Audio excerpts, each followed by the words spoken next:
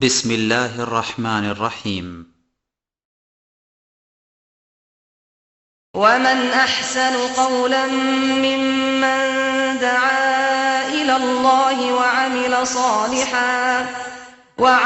صالحا وقال إنني من المسلمين. واعبد ربك حتى يأتيك اليقين.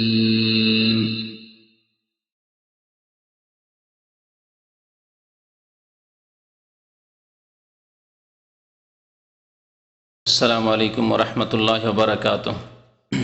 إن الحمد لله نحمده ونستعينه ونستغفره ونعوذ بالله من شرور أنفسنا ومن سيئات أعمالنا من يهده الله فلا مضل له ومن يضلله فلا هادي له وأشهد أن لا إله إلا الله وحده لا شريك له وأشهد أن محمدا عبده ورسوله.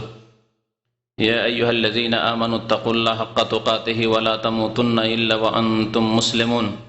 يا أيها الناس اتقوا ربكم الذي خلقكم من نفس واحدة وخلق منها زوجها وبث منهما رجالا كثيرا ونساء واتقوا الله الذي تساءلون به والأرحام إن الله كان عليكم رقيبا.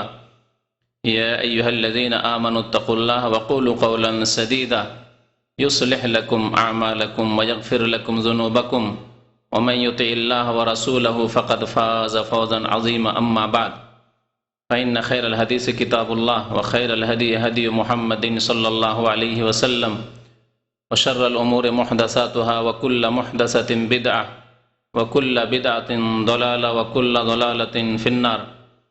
أعوذ بالله من الشيطان الرجيم. بسم الله الرحمن الرحيم.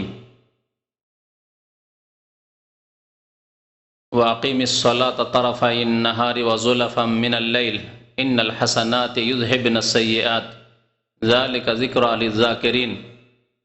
وقال الله تعالى في موضع آخر واعبد ربك حتى يأتيك اليقين. মহান আল্লাহর সমস্ত প্রশংসা যে আল্লাহ আমাদেরকে সৃষ্টি করেছেন, মানুষ করে বিবেক বুদ্ধি দান করেছেন এবং তারপরে আমাদেরকে হেদায়াতের জন্য, সঠিক রাস্তা দেখিয়ে দেওয়ার জন্য আম্বিয়া এবং রাসূলগণকে প্রেরণ করেছেন। আমাদেরকে সঠিক রাস্তা দেখানোর জন্য কোরআনুল কারীম নাযিল করেছেন। দরুদ ও সালাম নাযিল হোক প্রিয় নবী মুহাম্মদ সাল্লাল্লাহু আলাইহি ওয়াসাল্লামের প্রতি, যিনি আমাদের জন্য আমাদের সার্বিক জীবনে উত্তম আদর্শ। লাকাদ কানা লাকুম ফি রাসূলিল্লাহি উসওয়াতুন হাসানাহ। নিশ্চয়ই তোমাদের জন্য আল্লাহ রাসূল সাল্লাল্লাহু আলাইহি সাল্লামের মধ্যে তার জীবনে রয়েছে উত্তম আদর্শ। যে ব্যক্তি নবী করিম সাল্লাল্লাহু আলাইহি সাল্লামকে জীবনের প্রতিটি ক্ষেত্রে আদর্শ হিসাবে গ্রহণ করবে, তার অনুসরণ করবে, তার ইত্তেবা করবে, সেই ব্যক্তি দুনিয়াতেও সফলতা লাভ করবে, কামিয়াব হবে এবং আখিরাতেও কামিয়াব হবে। নবী করিম সাল্লাল্লাহু আলাইহি সাল্লামের আদর্শ কেমন ছিল ইবাদত বন্দেগী সম্পর্কে মা আয়েশা রাদিয়াল্লাহু তাআলা আনহা কে জিজ্ঞাসা করা হয় যে আল্লাহ রাসূল সাল্লাল্লাহু আলাইহি সাল্লামের আমল কেমন ছিল। আমল কেমন ছিল এর অর্থ এ নয় যে ফরজ আমল, ফরজ সব সময় করে যেতে হবে। কিন্তু আজকে বড় দুঃখের বিষয়, আক্ষেপের বিষয় এই মুসলিম উম্মতের উপর যে তাদের অধিকাংশই ফরজ তরক করে ফেলেছে, ফরজ থেকে, ওয়াজিব থেকে দূরে সরে গেছে। নফল ইবাদত বন্দেগী সম্পর্কে,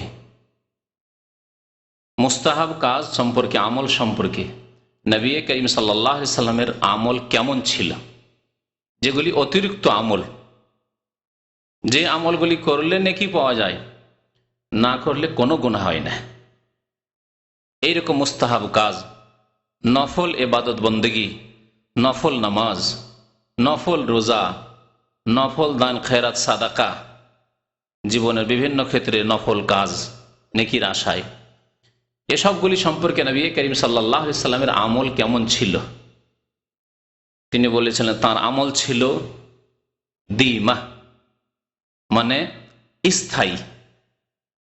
স্থায়ী আমল ছিল, ক্ষণিকের জন্য আমল নয় যে 2 দিন 4 দিন করলাম, খুব ভালোই করলাম, তারপরে গ্যাপ তো গ্যাপ, মাসকে মাস, বছরকে বছর, আর কোনো কর্মই নেই, আমলই নেই, এমন নয়।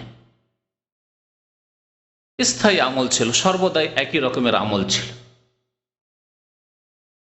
প্রতিদিন তার কিছু না কিছু নফল ইবাদত বন্দেগী ছিল, প্রতি সপ্তাহে কিছু না কিছু নফল ইবাদত বন্দেগী ছিল, প্রতি মাসেই নফল ইবাদত বন্দেগী ছিল।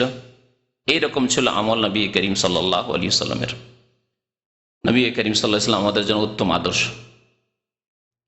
আল্লাহ পাক রব্বুল আলামিন মানুষকে সৃষ্টি করেছেন একমাত্র তার ইবাদত বন্দেগীর জন্য। ওমা খালাকতুল জিন্না ওয়াল ইনসা ইল্লা লিয়াবুদুন, আমি জিন এবং মানুষকে সৃষ্টি করেছি একমাত্র আমার ইবাদতের জন্য।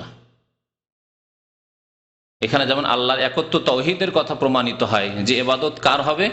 একমাত্র মহান আল্লাহ পাকের। একমাত্র আল্লাহ পাক রব্বুল আলামিনের ইবাদতের জন্য আমাদেরকে সৃষ্টি করা হয়েছে, আর কারো ইবাদতের জন্য না, আর কোনো কিছুকে সিজদা করার জন্য না, আর কারো কাছে দোয়া করার জন্য নয়, আর কারো কাছে ফরিয়াদ করার জন্য নয়, আর কাউকে ভয় করার জন্য নয়, আর কোনো কিছুকে বা কোনো ব্যক্তিকে ভয় করে বা তার কাছে কোনো আশা, ভালো আশা করার জন্য নয়। আশা, আকাঙ্ক্ষা, ভয়, ভীতি, ইবাদতের যত রকমের প্রকরণ রয়েছে সব আল্লাহর জন্য খাস করতে হবে।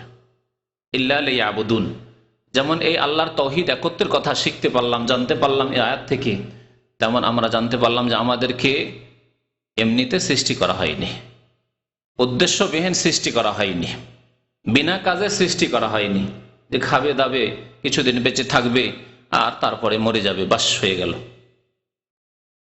ইল্লা লিয়াবুদুন, ইবাদতের উদ্দেশ্যে আল্লাহ সৃষ্টি করেছেন যে বান্দা তার ইবাদত বন্দেগী করবে। আফা হাসিবতুম আন্নামা খালাকনাকুম আবাসা, তোমরা কি এই ধারণা রাখো যে তোমাদেরকে আল্লাহ বেকার সৃষ্টি করেছে, বিনা কাজে সৃষ্টি করেছেন, বিনা উদ্দেশ্যে সৃষ্টি করেছেন। ওয়া আন্নাকুম ইলাইনা লা তুরজাউন, আর তোমাদেরকে আল্লাহর কাছে একদিন ফিরে আসতে হবে না। যদি ইয়াকিন থাকে, বিশ্বাস থাকে যে আল্লাহর কাছে ফিরে যেতে হবে, তাহলে ফরজে, অজবে, আল্লাহর আদেশে, রাসূলের আদেশ পালনে কোনো সময় ত্রুটি হবে না, অবহেলা হবে না। আর যদি এই ঈমান ইয়াকিন থাকে যে আল্লাহর কাছে ফিরে যেতে হবে, ওয়া আন্নাকুম ইলাইনা লা তুরজাউন, ফিরে যেতে হবে, ওয়াত্তাকু ইয়াওমান তুরজাউনা ফীহি ইলাল্লাহ, সেই দিনকে ভয় করো যেদিন আল্লাহর কাছে ফিরে যেতে হবে। এই ঈমান ইয়াকিন যদি থাকে মুমিন মুসলিমের, তাহলে তার দ্বারা গুনাহ হতে পারে না, তার দ্বারা জুলম অত্যাচার হতে পারে না, জুলম অত্যাচার গুনাহ পাপের ওপর সে অটল থাকতে পারে না। যদি হয়েও যায় ভুল ভ্রান্তি, তাহলে সাথে সাথে ফিরে আসবে, যার নাম হচ্ছে তাওবাহ, তাওবা করবে। আল্লাহ পাক রব্বুল আলামিন আমাদেরকে সৃষ্টি করেছেন তার ইবাদত বন্দেগীর জন্য। ইবাদত কেমন হইতে হবে? আল্লাহ পাক ইরশাদ করেছেন সূরা হিজরের আয়াত নম্বর 99, ওয়াবুদ রাব্বাকা হাত্তা ইয়াতিয়াকাল ইয়াকিন। হে নবী মুহাম্মদ সাল্লাল্লাহু আলাইহি ওয়াসাল্লাম, আপনি আপনার রবের ইবাদত করুন। ওয়াবুদ রাব্বাক, কতক্ষণ পর্যন্ত, কতদিন পর্যন্ত? সময়সীমা হচ্ছে হাত্তা ইয়াতিয়াকাল ইয়াকিন, যতক্ষণ পর্যন্ত আপনার নিকট মওত না এসেছে। ইয়াকিন মানে হচ্ছে মওত। ইয়াকিন মানে যদি আর কিছু হইতো, যে সুফিজমের, তাসাউফের এমন একটা উচ্চ স্তর, ফানাফিল্লা হয়ে যাওয়া, আর যার পর ইবাদত বন্দেগী মাফ হয়ে যায়, এরকম কথাবার্তা বলেন না সেই ভণ্ডরা? তাই যদি হইতো, তাহলে সর্বোচ্চ স্তরে কে পৌঁছেছেন? সবচাইতে উঁচা স্তরে ইবাদত বন্দেগী করে কে পৌঁছেছেন? আব্দুল কাদের জিলানী পৌঁছেছেন না মুহাম্মদ রাসূলুল্লাহ পৌঁছেছেন? হ্যাঁ, ইমাম আবু হানিফা পৌঁছেছেন, খাজা মঈনুদ্দিন চিশতি পৌঁছেছেন, শাহজালাল পৌঁছেছেন, আবু বকর সিদ্দিক পৌঁছেছেন, ওমর ফারুক পৌঁছেছেন, ওসমান রাদিয়াল্লাহু আনহু পৌঁছেছেন, আলী রাদিয়াল্লাহু আনহু পৌঁছেছেন, হাসান হোসেন পৌঁছেছেন। আপনি নিজেই বিচার করুন যে নবী করিম সাল্লাল্লাহু আলাইহি ওয়াসাল্লামের ডানে বামে সামনে যে সাহাবায়ে কেরামদেরকে আল্লাহ পাক নির্বাচিত করেছিলেন এই জন্য যে তার আল্লাহ রাসূল সাল্লাল্লাহু আলাইহি ওয়াসাল্লাম ডান হাত বাম হাত হবেন, ডানে বামে সাথে থেকে আল্লাহর রাস্তায় জীবন দেবেন, প্রাণ দেবেন, সবকিছু কোরবানি করবেন। যদি এই স্তর হাসিল করা কারো পক্ষে সম্ভব হয়ে থাকে, তাদের পক্ষে সম্ভব হয়েছে, তাই না? সর্বোচ্চ স্তর আল্লাহ নৈকট্য লাভ।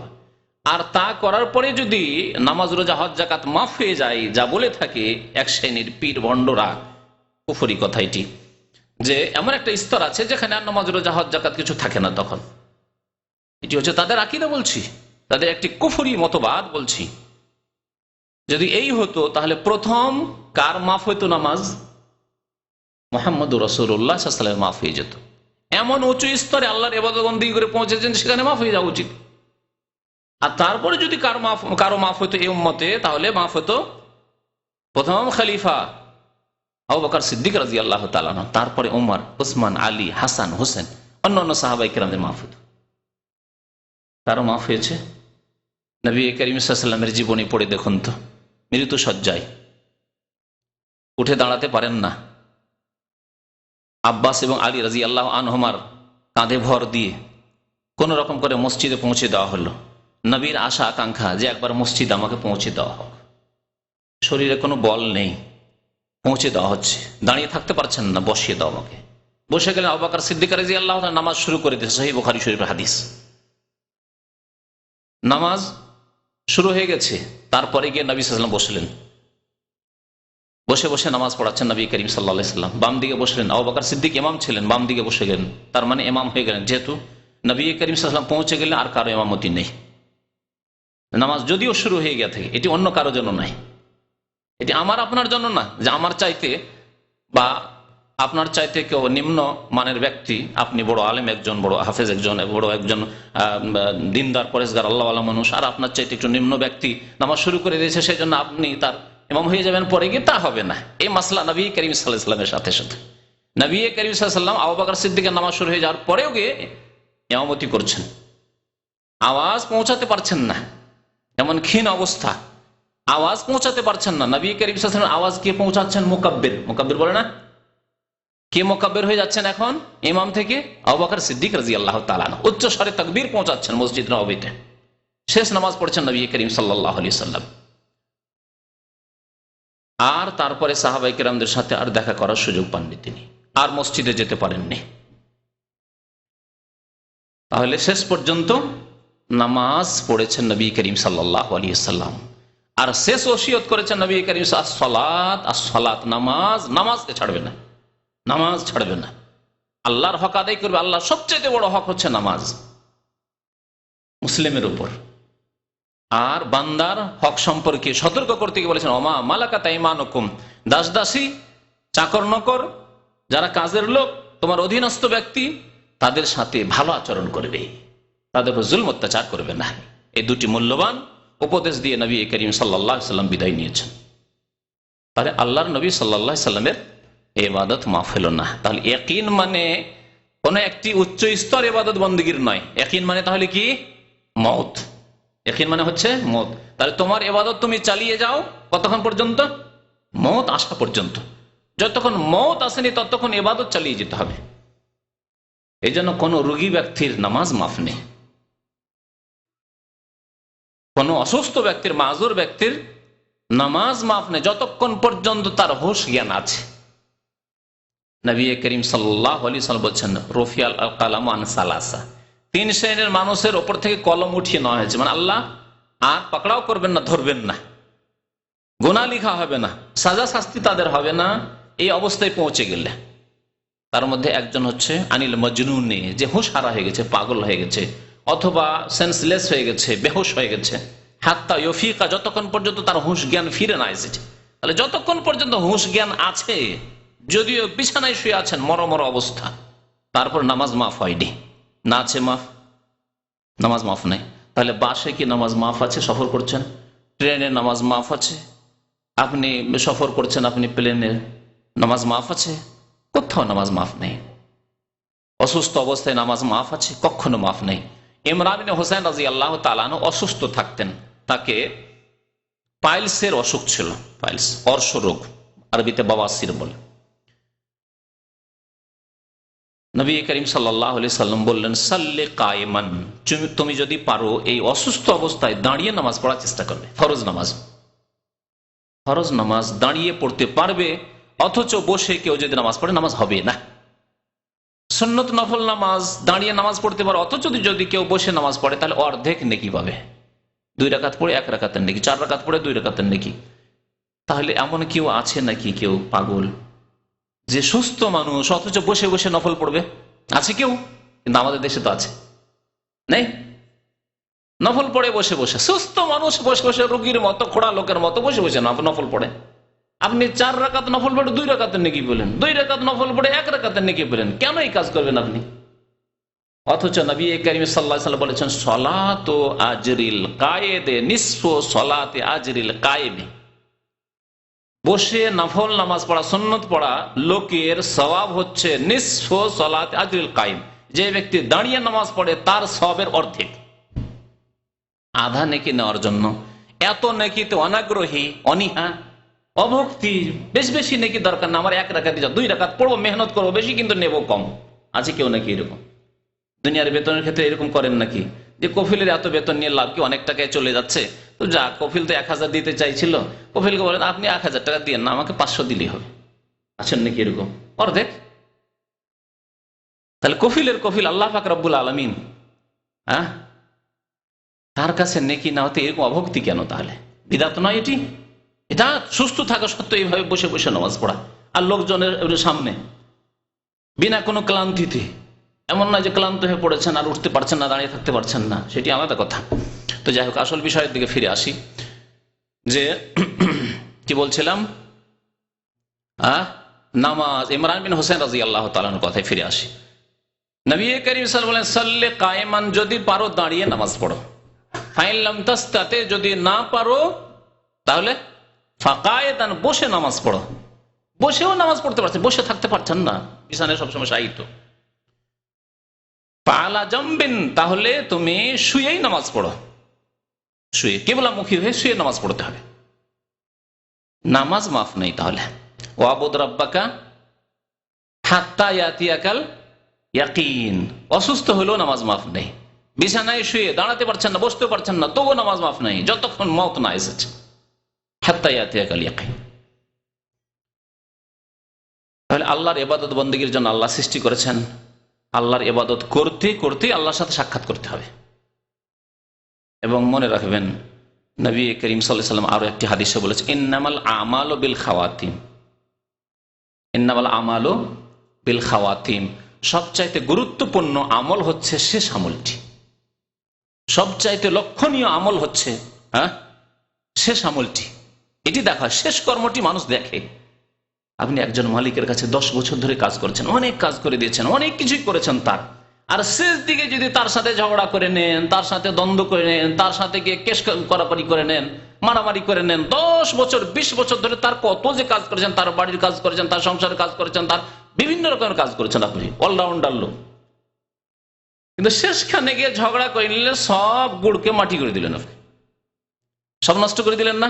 কেন? শেষটাই খারাপ করে দিয়েছেন। তারপরে তার সাথে সম্পর্ক খারাপ হয়ে গেছে, বেকার হয়ে গেছে। আপনার 10 বছর 20 বছরের এত ভালো ভালো কর্ম, যে সব রকমের কাজ জানতেন, সবগুলি ভুলে যাবে সেই মালিক। জি, দুনিয়ার ক্ষেত্রে আমরা শেষ কাজটি দেখি, যে শেষ কাজটি ফিনিশিংটা কেমন করলো, তার সাথে শেষ সাক্ষাৎটি কেমন ভাবে হয়েছে, শেষ বিদায়টা কেমন ভাবে হয়েছে, ভালোভাবে হয়েছে না হয়নি।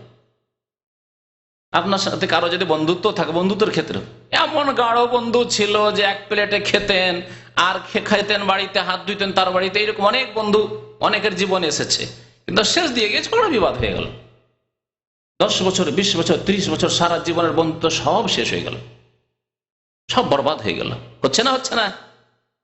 নবী করিম সাল্লাল্লাহু আলাইহি ওয়াসাল্লাম একটি কায়দা কানুন বলেছেন, মূল নীতিমালা ইসলামের, ইন্নামাল আমালু বিল খাওয়াতিম, মানুষের আমল নির্ভর করে খাতেমার আমলের উপর, শেষ আমলের উপর।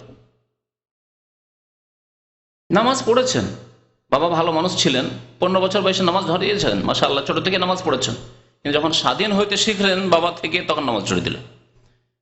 বা করলেন, নেকির কাজ করলেন, যখন অভাব ছিল তখন বেশ নেকির কাজ করতেন, নামাজ রোজা করতেন, পাপ করতেন না, অন্যায় কাজ করতেন না। এখন বিদেশে এসে পয়সা হয়েছে, তখন কত রকমের পাপ করা শুরু হয়েছে, শেষে পাপ করেই মরলেন।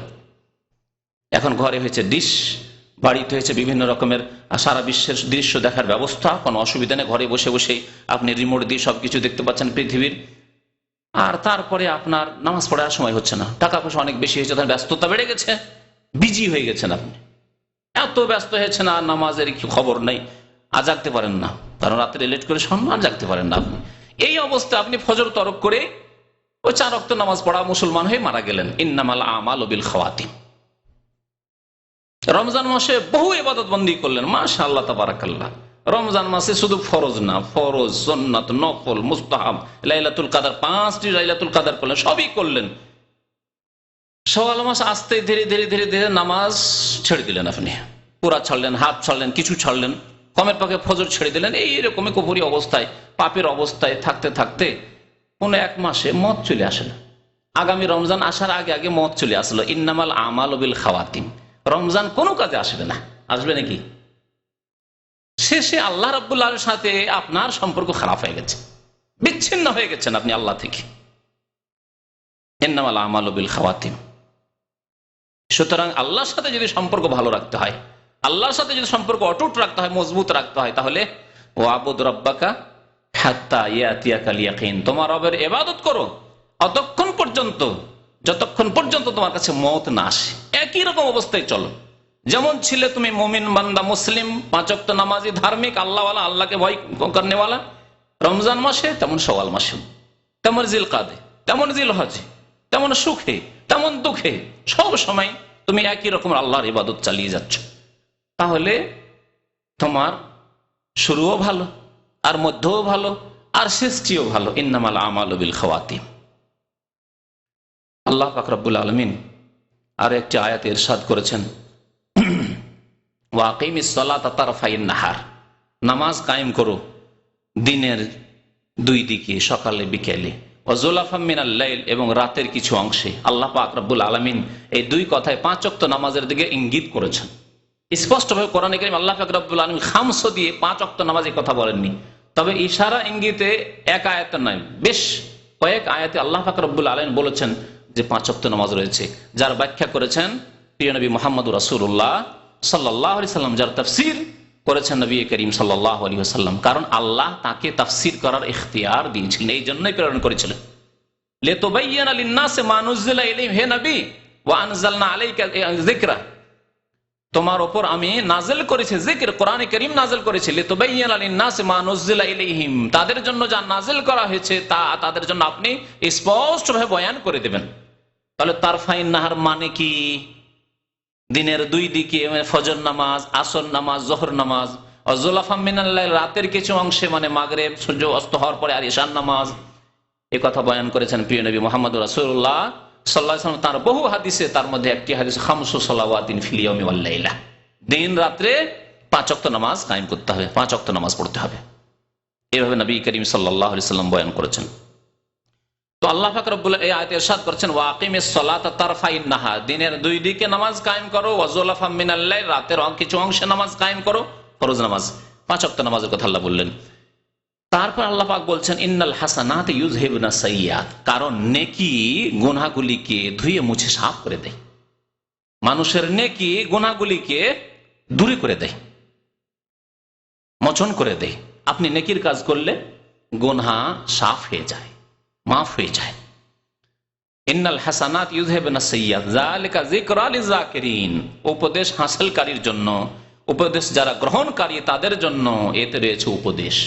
তোমরা 5 ওয়াক্ত নামাজ কায়েম করবে এবং নিজের নেকি দিয়ে গুনাহগুলিকে ধুয়ে মুছে সাফ করবে। এই জন্যই নবী করিম সাল্লাল্লাহু আলাইহি ওয়াসাল্লাম বলেছেন 5 ওয়াক্ত নামাজের কথা, যারা 5 ওয়াক্ত নামাজ কায়েম করে তারা যেন 5 বার কি করলো? গোসল করলো। তোমাদের কেউ যদি দিনে রাত্রে 5 বার করে গোসল করে, তো হাল ইয়াবকা মিন দারানিহি শাই, তার শরীরে কোনো ময়লা মাটি থাকতে পারে? নবী করিম সাল্লাল্লাহু আলাইহি ওয়াসাল্লাম সাহাবায়ে কেরামদেরকে জিজ্ঞাসা করলেন। সাহাবারা বললেন, ক্বালু লা ইয়াবকা মিন দারানিহি শাই, হতেই পারে না যে শরীরে ময়লা মাটি কিছু থাকবে, অথচ সে 5 বার করে গোসল করে। নবী করিম সাল্লাল্লাহু আলাইহি ওয়াসাল্লাম বললেন, ফাযালিকা মাসালুস সালাওয়াতিল খামস, এই 5 ওয়াক্ত নামাজের উদাহরণ হচ্ছে এই, যে ব্যক্তি 5 ওয়াক্ত নামাজ কায়েম করলো সেই ব্যক্তি যেন 5 বার গোসল করলো, গোসল করে শরীরের ময়লা দূর করার জন্য, আর 5 ওয়াক্ত নামাজ কায়েম করে পাপ গুনাহকে মুছে ফেলার জন্য, পরিষ্কার করে দেওয়ার জন্য, দূরে সরিয়ে দেওয়ার জন্য। ইয়ামহুল্লাহু বিহিন্নাল খাতায়া, এই 5 ওয়াক্ত নামাজের দ্বারা আল্লাহ পাক রব্বুল গুনাহ খাতা সবকে ধুয়ে মুছে সাফ করে দেন আল্লাহ পাক রব্বুল। তাহলে এখানে কি করতে বলেছেন? নেকি করতে বলেছেন। নেকি করলে গুনাহগুলি সাফ হয়ে যাবে। কোন ব্যক্তি যদি এর বিপরীত করে, ইন্নাল হাসানাত ইউযহিবুনা সাইয়্যাত, মানে আগে হয়তো আপনার ভুল হয়েছে, গুনাহ হয়েছে, তারপরে নেকি করলেন, তাহলে হবে কি গুনাহগুলি দূরে সরে যাবে, সব শেষ হয়ে যাবে, ধ্বংস হয়ে যাবে গুনাহ, আপনার নেকি থাকবে কায়েম। আর এর বিপরীত যদি কেউ করে, নেকি করার পরে কেউ সাইয়্যাত করে, তাহলে কি হবে? রমজান মাসে নেকি করলো, রোজা রাখলো, তারাবি পড়লো, সিয়াম কিয়াম, আপনার কি বলে লাইলাতুল কদর, আর কোরআনের তেলাওয়াত, কোরআন খতম, আর কত রকমের সাদকা খায়রাত, যাকাত ইত্যাদি, ফিতরা, বহু কিছুই করলো, রোজা ইফতার করালো, বহু নেকি মানুষ করলো। এগুলো হলো হাসানাত। আর হাসানাতের পরে যেমনই শাওয়াল আসলো, জিলকাদা আসলো, আর যে 11 মাস আছে তখন সাইয়্যাত শুরু করলো। তাহলে এই আয়াতের আলোকে কি বলতে পারেন ওই লোক সম্পর্কে যাদের অবস্থা এরকম, আর অধিকাংশ মুসলিম উম্মাতের লোকেদের অবস্থা এরকম, যে যারা হাসানাতের পর রমজানের নেকির পরে গুনাহ করা শুরু করে, রমজানের নেকির পরে গুনাহ করা শুরু করে। বরং ইহুদি নাসারা কাফেরদের মতো, কাফেরদের ঈদ উৎসবের দিনে পাপ শুরু হয়। আজকাল এক শ্রেণীর মুসলিম যুবক যুবতীরা ঈদের দিনে পাপ শুরু করে। ঈদ পড়ার পরে চলল সিনেমা হলে হাত ধরে, একই রিক্সাতে যুবক যুবতী, কলেজ ইউনিভার্সিটিতে একসাথে পড়াশোনা করে, জি, মদ খাওয়া শুরু হলো, অবাধ মেলামেশা শুরু হলো, পার্টি করা, ঈদের পার্টি করা শুরু হলো, নারী পুরুষের একাকার হয়ে একসাথে খাওয়া দাওয়া আর একসাথে অবাধ মেলামেশা, এসব মুসলিম জাতিতে হচ্ছে। তাহলে কি বলতে পারেন তাদের সম্পর্কে? যেমন গোনা নেকিতে গোনাকে দূরে সরিয়ে দেয়, তাহলে আপনার যদি এর বিপরীত অবস্থা হয়, যে নেকির পরে যদি গোনা করেন, তাহলে কি অবস্থা হবে? উলামায়ে কেরাম বলেছেন যে আপনার আমল কবুল হলো না, এটা কেমন করে আপনি টের পাবেন, কেমন করে বুঝবেন? রমজান মাসে রোজা রেখেছেন, আপনার রোজা কবুল হয়েছে না হয়নি, কেমন করে বুঝবেন? রমজান মাসে মাশাআল্লাহ তারাবি পড়েছেন, আপনার তারাবি কবুল হইলো আল্লাহর দরবারে না হইলো না, কেমন করে বুঝবেন? কোরআন খতম করেছেন, আপনার আল্লাহ কবুল করলেন কি করলেন না, সওয়াব নেকি দিলেন না, কেমন করে বুঝবেন আপনি? দান খায়রাত করেছেন, রোজা ইফতার করিয়েছেন, বহু নেকি করেছেন, এগুলি কবুল হলো কি হলো না, এর লক্ষণ কি? শুনে রাখুন ভালো করে। উলামারা বলছেন যে যদি দেখা যায় যে নেকির পরে নেকি করছেন, আপনি নেকির পরে নেকি করছেন, অর্থাৎ রমজানের নেকি করলেন বা যে কোনো সময় নেকি করলেন, হজের নেকি করলেন, হাজী সাহেবরা হজের নেকি করে আসলেন, তারপরে হজ কবুল হলো কি হলো না। এখানে আরেকটি কথা বলি লক্ষণ বলার আগে, যে সাহাবায়ে কেরামরা আল্লাহর দরবারে কবুল হলো কি হলো না এই সম্পর্কে কত যে তারা পেরেশান থাকতেন, কত যে চিন্তিত থাকতেন, তা চিন্তা করার জন্য বলছি। যে তারা 6 মাস ধরে দোয়া করতেন যে আল্লাহ আমাদেরকে সহি সালামতে সুস্থভাবে রমজানে পৌঁছে দাও, আর রমজান শেষ হয়ে যাওয়ার পরে দীর্ঘ 6 মাস ধরে দোয়া করতেন যে আল্লাহ রমজানের ইবাদত বন্দেগী কবুল করো। 6 মাস কবুল হওয়ার জন্য দোয়া করতেন আল্লাহর দরবারে, যা করলাম আল্লাহ কবুল করো, নামাজ কবুল করো, রোজা কবুল করো, রমজান মাসের তারাবি কবুল করো, কোরআন খতম কবুল করো, দান খায়রাত কবুল করো, ইফতার করলাম কবুল করো, যত করলাম কবুল করো। 6 মাস শুধু দোয়া করতেন কবুল করো আল্লাহ। আর যখন বাকি 6 মাস থাকতো তখন দোয়া করতে লাগতেন আল্লাহ আগামী রমজান পৌঁছে দাও, আল্লাহুম্মা বাল্লিগনা রমাদান। কবুল হওয়ার ব্যাপারটি এত গুরুত্বপূর্ণ তা বোঝার জন্য আরেকটি কথা এখানে জেনে রাখা ভালো। ইব্রাহিম আলাইহিস সালাতু সালাম যখন কাবা ঘর তৈরি করলেন, তার ইখলাসে কোন রকমের ত্রুটি ছিল? কোথায়? শাম দেশে, ইরাকে বাড়ি, ইরাক থেকে হিজরত করেছেন মুহাজির, শাম দেশ সিরিয়া, আর শাম দেশ থেকে আসছেন, পায়ে হেঁটে আসছেন, বন আর জঙ্গল আর মরুভূমি আর পাহাড় সবকিছুকে অতিক্রম করে মক্কাতুল মুকাররমা পৌঁছেছেন। আর আল্লাহর আদেশ হচ্ছে যে এখানে আমার ঘর তৈরি করা, কাবা তৈরি করা। এই ঘরের সারা বিশ্বের মানুষ তাওয়াফ করবে, এখানে এসে হজ করবে, এখানে এসে উমরা করবে।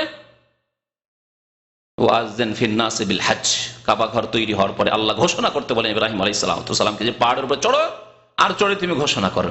এই কাবা ঘর যখন তৈরি করা শেষ হলো, ওয়াইজ ইয়ারফা ইব্রাহিমুল কাওয়াইদা মিনাল বাইতি ওয়া ইসমাঈল রব্বানা তাকাব্বাল মিন্না ইন্নাকা আনতাস সামিউল আলিম। চিন্তা করেছেন ইব্রাহিম আলাইহিস সালাতু সালাম ঘর নির্মাণ করছেন, ইটগুলিকে পাথরগুলিকে সেট করছেন এক একটা করে, আর ইসমাঈল আলাইহিস সালাম উঠিয়ে দিচ্ছেন পাথরগুলিকে। ওয়াইজ ইয়ারফা ইব্রাহিমুল কাওয়াইদা মিনাল বাইতি ওয়া ইসমাঈল, ইব্রাহিম আলাইহিস সালাম বাইতুল্লাহর যে ভিত আছে তা নির্মাণ করছেন, আর ইসমাইল আলাইহিস সালাম তার সাহায্য করছেন। আর দুইজনেই দোয়া করছেন, রব্বানা তাকাব্বাল মিন্না, হে আল্লাহ আমাদের এই খেদমত কবুল করো, আমাদের এই ইবাদত কবুল করো, আল্লাহ আমাদের এই মসজিদে হারাম কবুল করো, আমাদের এই ঘরকে আল্লাহ তুমি কবুল করে নাও।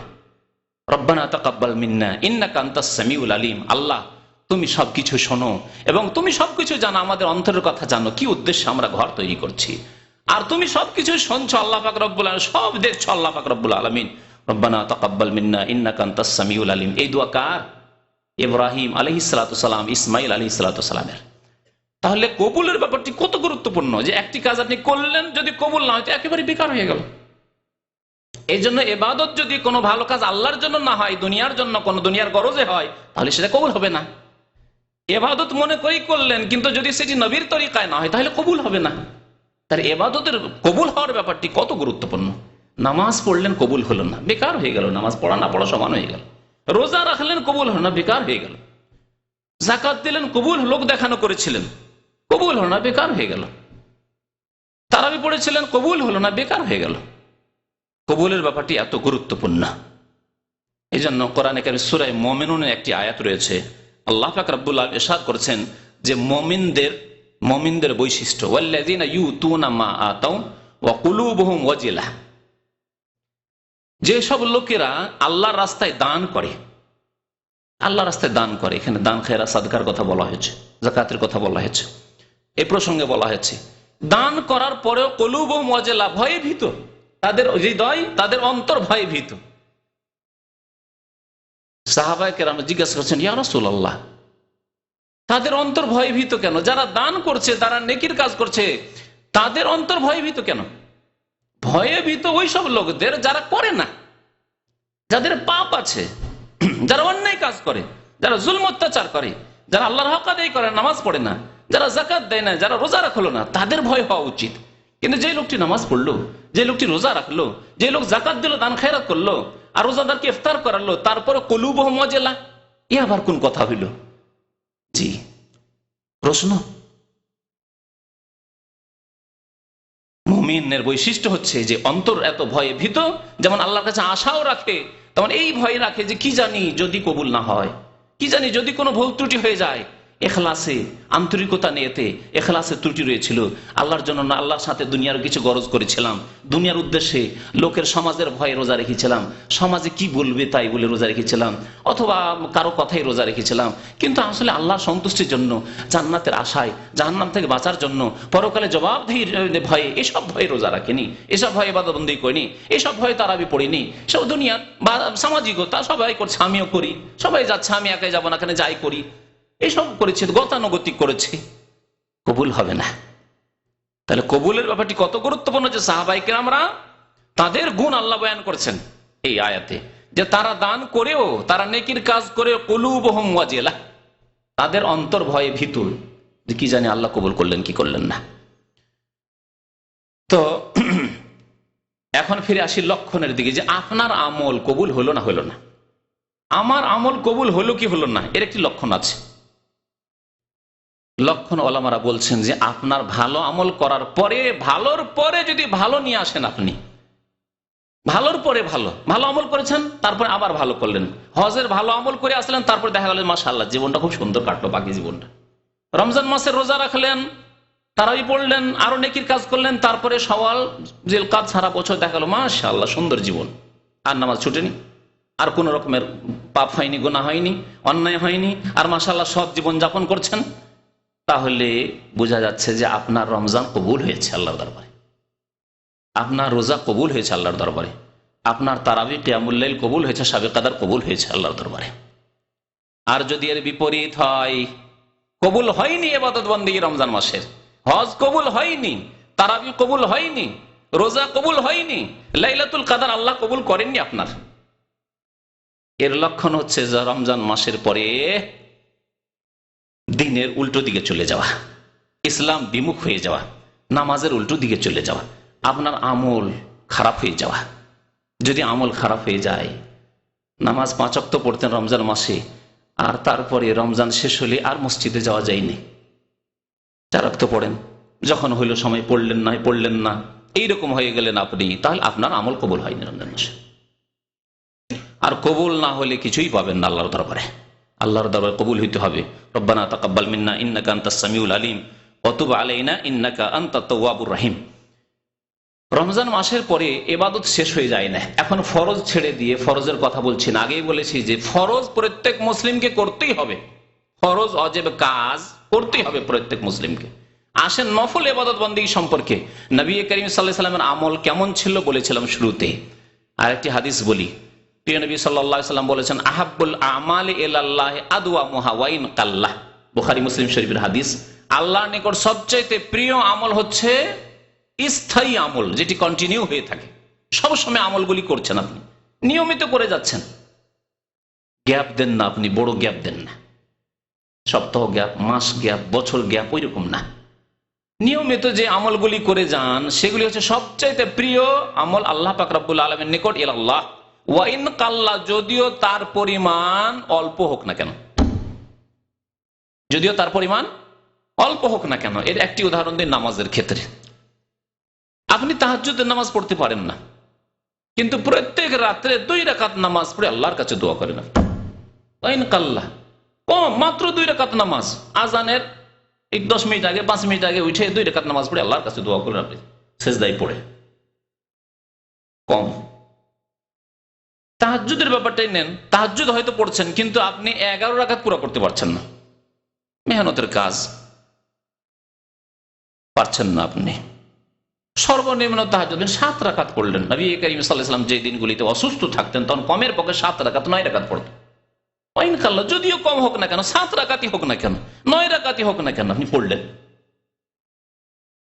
নামাজের ক্ষেত্রে এইরকম ইশরাকের নামাজ, দোহা, সালাতুদ দোহা, সকালবেলা, সকাল 9টা 10টা, 8টা 9টা 10টা 11টার মধ্যে, জাওয়ালের আগে, বেশি না, আপনি 4 রাকাত পারলেন না, 8 রাকাত পারলেন না, 2 রাকাত নামাজ পড়ে নিলাম। 2 রাকাত নামাজ, সকালবেলা ডিউটি হয়তো যাচ্ছেন 9টায়, তার আগে 2 রাকাত ওযু করে নামাজ পড়ে নিলাম। বা যদি আপনার যে কর্মক্ষেত্রে আছেন, যদি আপনার মালিক পারমিশন দেয়, তাহলে কর্মক্ষেত্রে আপনি 2 রাকাত নামাজ পড়ে নিলাম। নফল নামাজ, দোহার নামাজ, তাসবিহের নামাজ পড়ে না।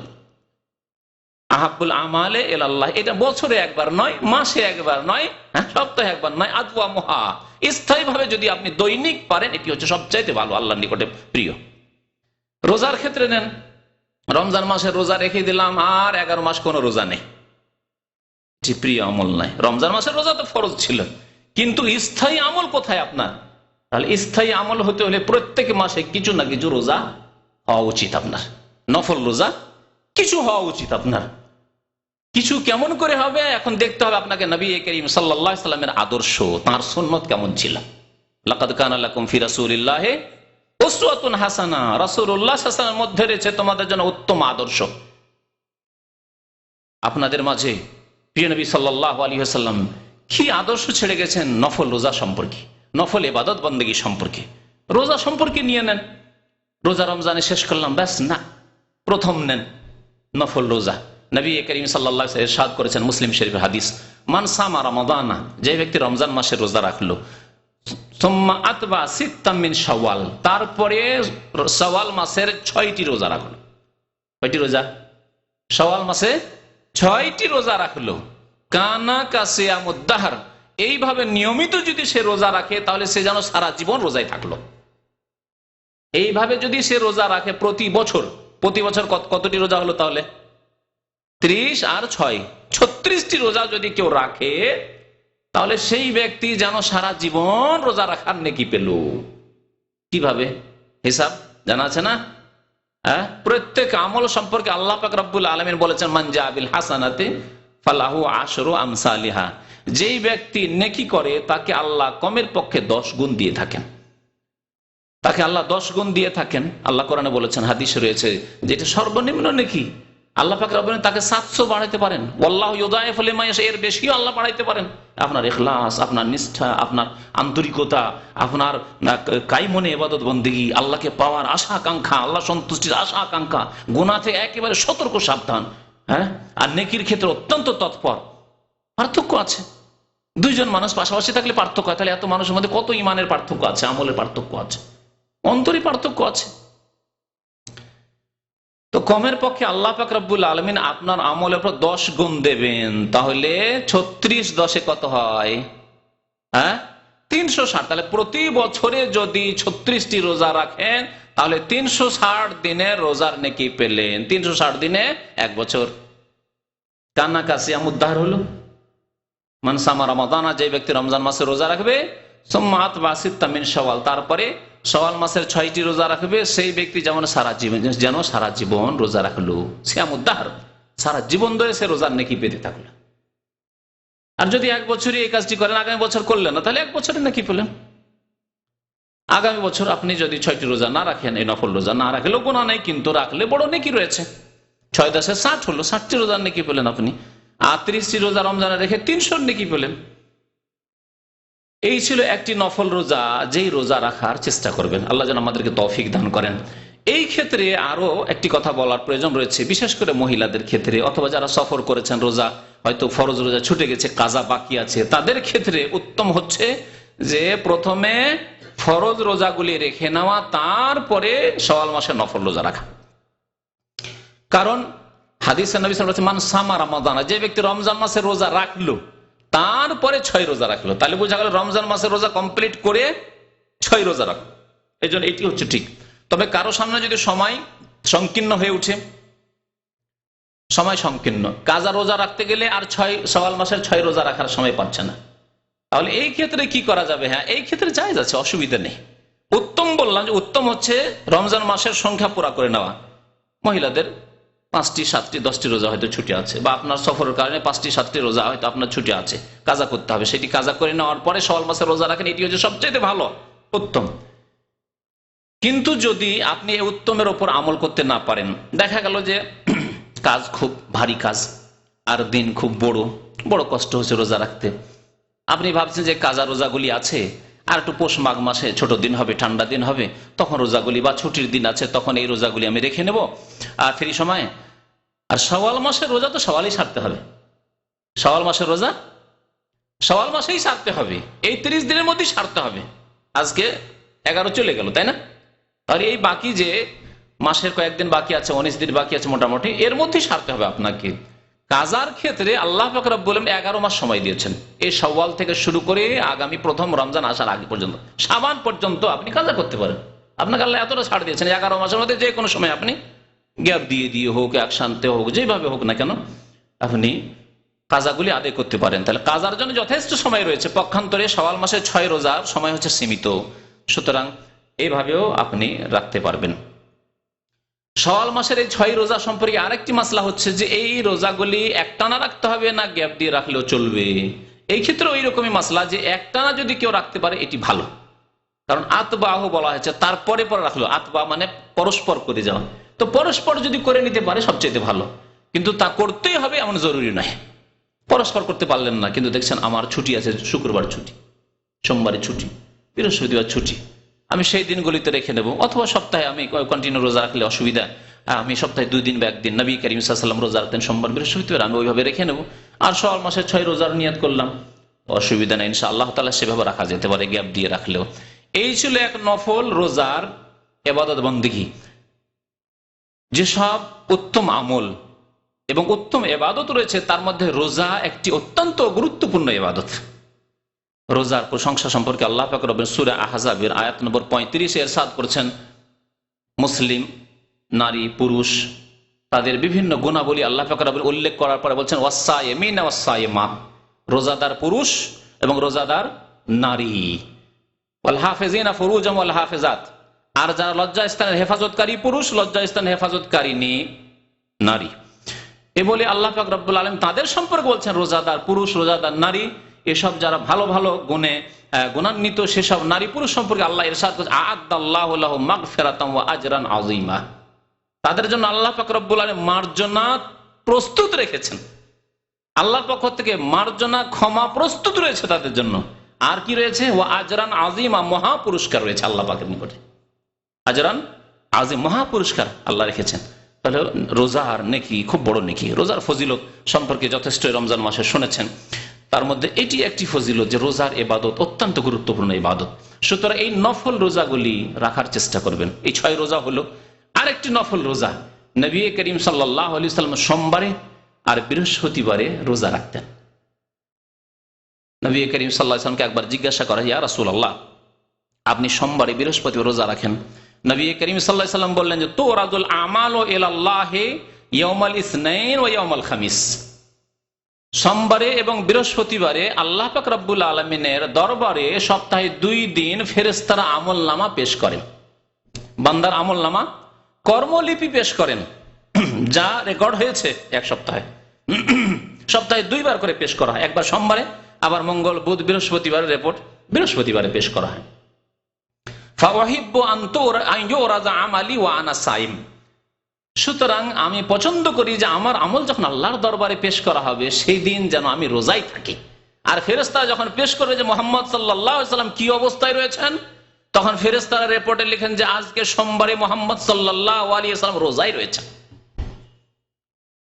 বৃহস্পতিবারে ফেরেশতারা যখন আল্লাহর দরবারে রিপোর্ট পেশ করবেন, তখন যাতে করে ফেরেশতারা রিপোর্টে বলেন মুহাম্মদ সাল্লাল্লাহু আলাইহি ওয়াসাল্লাম বৃহস্পতিবার রোজায় রয়েছেন। আপনি কি এরকম চান না? আল্লাহ যেন আমাদের সবাইকে তৌফিক দান করেন, বলুন আমিন। কত ভাগ্যবান যে ফেরেশতারা আপনার সম্পর্কে রিপোর্ট পেশ করছে। পাপ হতে পারে রোজার অবস্থায়, বিশেষ করে পাপ যেসব হয় রোজার অবস্থায় মানুষ পাপ থেকে বেঁচে থাকে। আপনার একটা অনুভূতি আছে আমি এখন রোজায় আছি, কারোর সাথে ঝগড়া করবো না, লড়াই করবো না, গাল দেবো না, মিথ্যা বলবো না, ধোঁকাবাজি করবো না, অকথ্য ভাষা বলবো না, গীবত করবো না, আমি খারাপ জিনিস দেখবো না। যদিও কারো এরকম পাপ করার অভ্যাস থাকে, কিন্তু রোজার অবস্থায় থাকার কারণে সেই দিন পাপ মুক্ত মোটামুটি। হ্যাঁ, সিগারেট বিড়ি খান, আপনি হারাম খান, সেই দিন পাপ মুক্ত সিগারেট বিড়ির গুনাহ থেকে, তাই না, এই হারাম থেকে। তাহলে এই অবস্থায় আপনার আমলনামা পেশ করা হলো আল্লাহ পাক রব্বুল আলামিনের দরবারে। কত ভালো কথা, নবী করিম সাল্লাল্লাহু আলাইহি ওয়াসাল্লাম এই কথাই বলেছেন। আর একটি হাদিসে রয়েছে নবী করিম সাল্লাল্লাহু আলাইহি ওয়াসাল্লামকে জিজ্ঞাসা, সোয়েলা রাসূলুল্লাহ আন সিয়াম ইয়াউমিল ইসনাইন। সোমবারের রোজা সম্পর্কে বিশেষ করে একবার নবী করিম সাল্লাল্লাহু আলাইহি ওয়াসাল্লামকে কোন এক সাহাবী জিজ্ঞাসা করেন যে ইয়া রাসূলুল্লাহ, সোমবারে আপনি কেন রোজা রাখেন? তখন তিনি বলেন যাকা ইয়াউমুন ওয়ালিদতু ফীহি, এই এমন দিন সোমবারের দিন যেই দিনে আমার জন্ম হয়েছে, যেই দিন আমার জন্ম হয়েছে।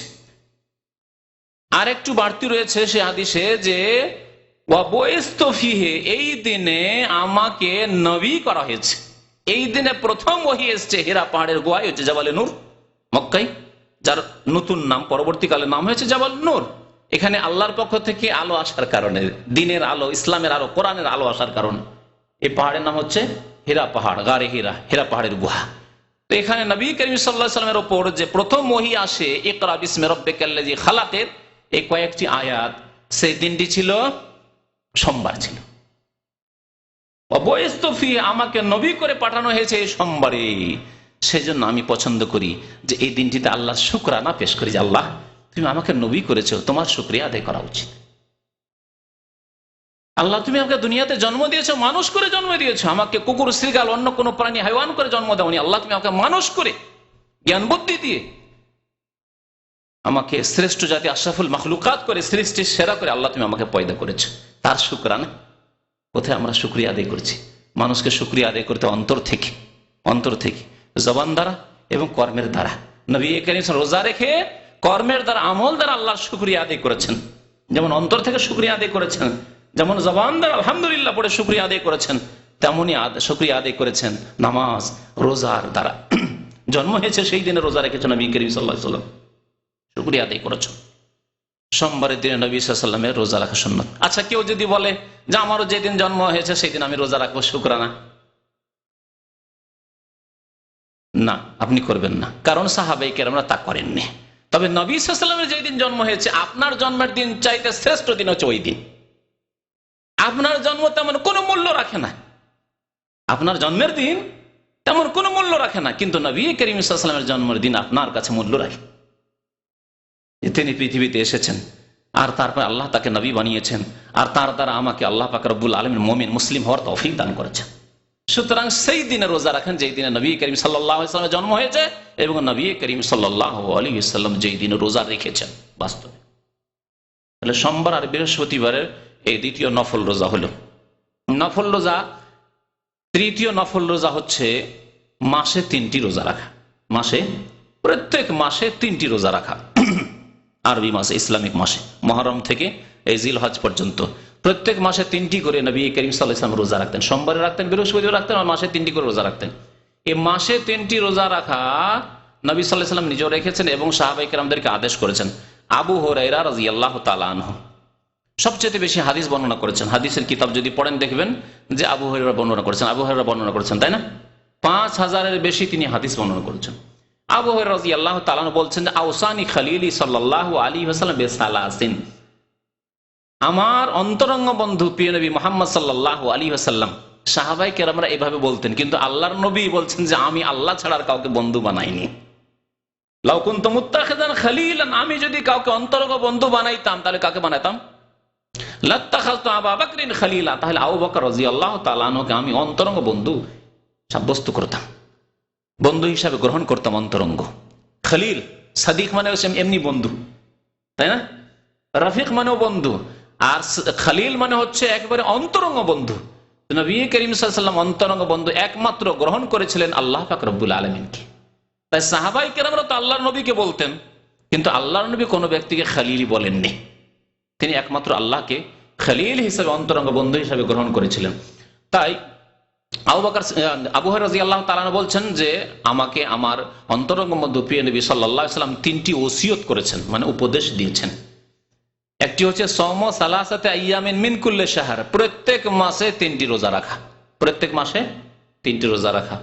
সালাতুদ দুহা, আর দ্বিতীয় উপদেশ ছিল যে দুহার নামাজ পড়বে। দুহার নামাজ সকাল 8টা-9টা থেকে জাওয়ালের আগ পর্যন্ত, সূর্য মাথার উপর থেকে গড়ার আগে আগে, যখন একটু তাপ হয়ে যাবে রোদরে তখন থেকে শুরু করে সূর্য মাথার উপর থেকে ঢলে যাওয়ার আগ পর্যন্ত আপনাকে পড়তে হবে। সর্বনিম্ন 2 রাকাত, 4 রাকাত, 6 রাকাত, 8 রাকাত পর্যন্ত পড়তে পারেন।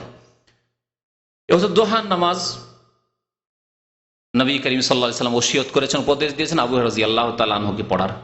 আর কি তৃতীয় উপদেশ দিয়েছেন, ওয়াল্লা আনামা ইল্লা আলা উইতরিন, আর আমি যাতে করে বেতর পড়ে শুই, বেতরের নামাজ পড়ে যাতে ঘুমাই, বিনা বেতরে যাতে না ঘুমাই। এই উপদেশ কেন দিলেন? তাকে এই উপদেশ কেন দিলেন না নবী করিম সাল্লাল্লাহু আলাইহি ওয়াসাল্লাম যে দেখো তুমি তাহাজ্জুদ পড়বে? তা তো বললেন না। জি, নবী করিম সাল্লাল্লাহু আলাইহি ওয়াসাল্লাম ব্যক্তির দিকে লক্ষ্য করতেন, এই ব্যক্তি কেমন। যদি দেখতেন দুর্বল ব্যক্তি, যদি দেখতেন খুব ঘুম ভারী, একজন দুর্বল মানুষ রোগী হয়ে থাকে, একজন মানুষ এমনি ঘুম বেশি তার, আর তাকে যদি বলা হয় তুমি তাহাজ্জুদ পড়বে আর বেতরটা শেষ রাতে পড়বে, যুক্তিযুক্ত হবে? দুর্বল মানুষ ঘুমিয়ে গেলে তার হোশ দিশেই থাকে না। হ্যাঁ, এত ঘুম ভারী যে তাকে জাগিয়ে অনেক সময় জাগানো যায় না, জাগালে আবার শুয়ে পড়ে। ওই রকম লোককে যদি বলা হয় তুমি তাহাজ্জুদ পড়ো আর বেতরটা শেষ রাতে পড়িও, তো কোনোদিন বেতর পড়তে পারবে না। পারবে? সবসময় বেতর তার যাবে আর গুনাহগার হবে সে, কারণ বেতরের বড় গুরুত্ব রয়েছে, বেতরের বড়ই গুরুত্ব রয়েছে। যদিও অধিকাংশ উলামাদের নিকটে সুন্নতে মুআক্কাদা, কিন্তু তা ছাড়লে গুনাহগার হবে। আর অনেক উলামারা এই জন্য ওয়াজিব বলেছেন, আর ওয়াজিব সুন্নতে মুআক্কাদা কাছাকাছি, যেটি ফরজ নয়। তো কথা হচ্ছে যে বেতর পড়ে শুইতে বলেছেন নবী করিম আবু হুরায়রা রাদিয়াল্লাহু তাআলা আনহুকে। পক্ষান্তরে অন্য সাহাবীকে আবার তাহাজ্জুদ পড়ার আদেশ করেছেন। তাহলে এখন দেখতে হবে আপনাদের মধ্যে যারা দুর্বল মানুষ, হার্ড লেবার করে, সারাদিন মেহনতের কাজ করে, 12 ঘন্টা 14 ঘন্টা ডিউটি করেন আর ভেঙে পড়েন, তারপরে যদি তাহাজ্জুদ পড়েন, তা আশা করেন যে তাহাজ্জুদ পড়বো, তো তাহাজ্জুদও পড়তে পারবেন না আর বেতরও পড়তে পারবেন না, গুনাহগার হবেন। এইরকম কাজ করবেন না। হালকা কাজ করছেন, বা ঘুম আপনার হালকা, যে কোনো সময় জাগতে পারেন, হালকা একটু অ্যালার্ম হলে জেগে যেতে পারেন, তাহলে পড়েন। আপনি তাহাজ্জুদের আশা করেন এবং তাহাজ্জুদ পড়ার চেষ্টা করেন। নবী করিম সাল্লাল্লাহু আলাইহি ওয়াসাল্লাম আব্দুল্লাহ বিন ওমর রাদিয়াল্লাহু তাআলা আনহুমা, ওমর রাদিয়াল্লাহু তাআলা আনহুর ছেলে, হাফসা রাদিয়াল্লাহু তাআলা উম্মুল মুমিনিনের ভাই, স্বপ্ন দেখলেন একদিন। নবী করিম সাল্লাল্লাহু আলাইহি ওয়াসাল্লাম বললেন হাফসাকে যে তোমার ভাই যে আব্দুল্লাহ আছে, নেমার রাজুল আব্দুল্লাহ লাউ কানা ইউসাল্লি বিল-লাইল, এই আব্দুল্লাহ তোমার ভাই খুব ভালো মানুষ, যদি সে রাত্রে তাহাজ্জুদের নামাজ পড়ে, যদি সে রাত্রে তাহাজ্জুদের নামাজ পড়ে। তাহলে দেখেন আব্দুল্লাহ বিন ওমরের ক্ষেত্রে নবী সাল্লাল্লাহু আলাইহি ওয়াসাল্লাম বলেন যে সে যেন তাহাজ্জুদের নামাজ পড়ে, তাহলে ভালো মানুষ, সে সৎ মানুষ, আল্লাহর নেক মানুষ, ওলি মানুষ, খুব আল্লাহওয়ালা মানুষ হয়ে যাবে যদি সে রাতে তাহাজ্জুদের নামাজ পড়ে। আর আরেকজন সাহাবীকে বলছেন তুমি বেতর পড়ে শুইবে।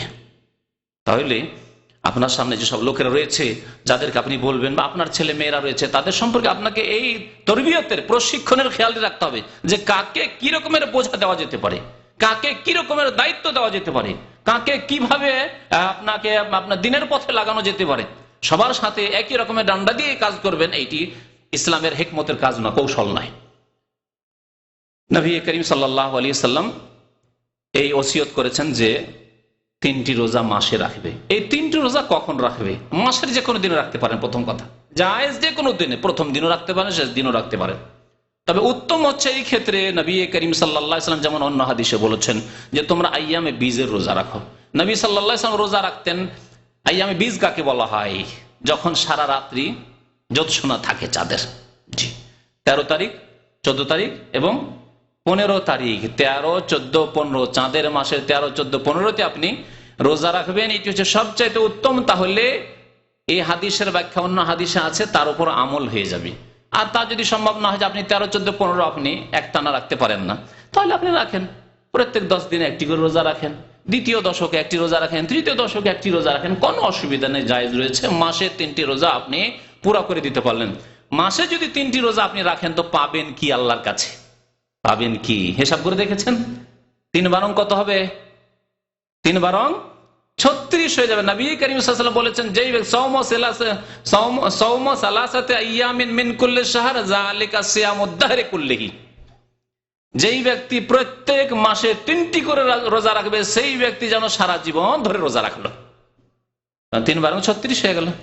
তাহলে 3 বারং 36 এদিকে পেলেন আপনি মাসে 3টি নফল রোজা রেখে, আর ওই রমজান মাসে রোজা রেখে, আর শাওয়াল মাসে 6 রোজা রেখে আরো 1 বছর রোজা পেলেন। তাহলে আপনার বয়স যদি হয় 60, তো 120 বছরের রোজা পেলেন। কত আল্লাহ পাক রব্বুল সুবর্ণ সুযোগ রেখেছেন এই দ্বীন ইসলামে।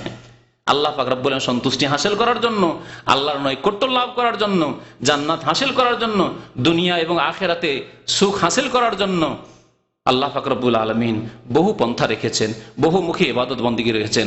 আল্লাহ যেন আমাদেরকে তৌফিক দান করেন। রব্বানা লা তুযিগ কুলুবানা বা'দা ইয হাদাইতানা ওয়া হাব লানা মিন লাদুনকা রাহমাতান ইন্নাকা আনতাল ওয়াহ্হাব।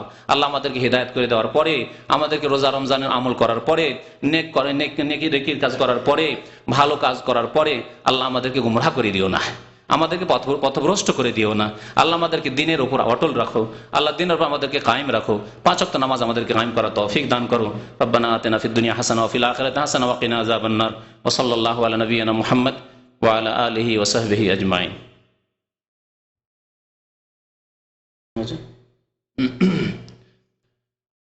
আমাদের এক ভাই দরখাস্ত করেছেন, ওনার পরিবারে কিছু অসুস্থ রয়েছে, তাদের জন্য আল্লাহ যেন তাদের আরোগ্যতা দান করেন।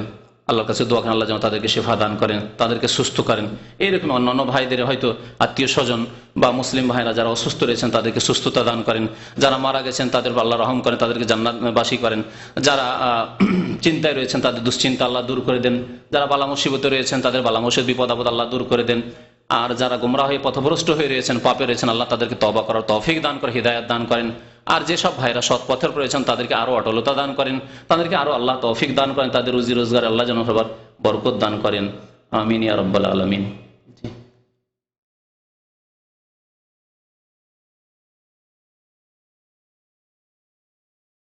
কি লিখেছে পড়ে দেন।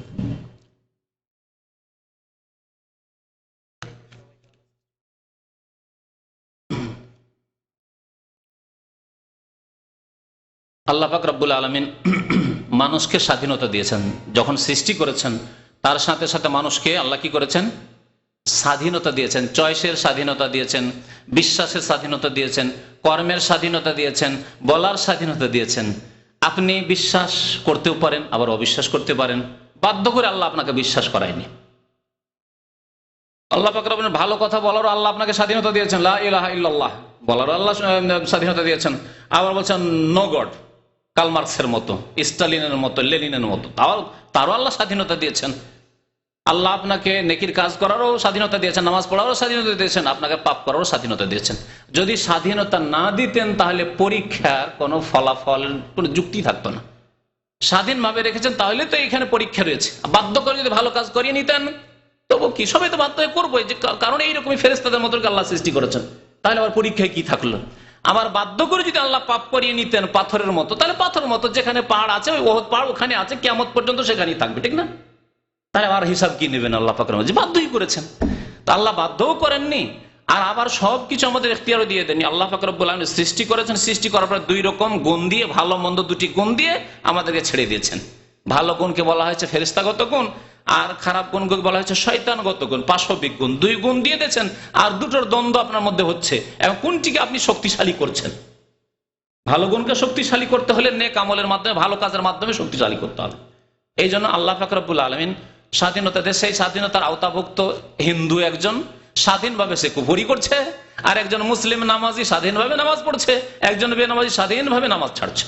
তাই আল্লাহ পাক রব্বুল আলামিন সৎ লোকদেরকে আল্লাহ উত্তম প্রতিদান দেবেন, আর অসৎ কাফের বেদিন বেনামাজিদেরকে আল্লাহ তাদের উচিত শাস্তি দেবেন, কারণ তারা তাদের যে স্বাধীনতা ছিল সেই ক্ষেত্রে অন্যায় পথ অবলম্বন করেছে।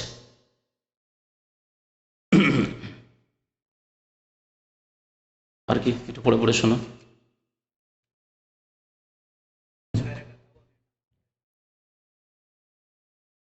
মাগরিবের পরে আউয়াবিরা নামাজের হাদিস জয়ীফ, কোন সহি হাদিস নেই, জি সহি নয় এই নামাজ, জি সুতরাং এটা পড়বেন না।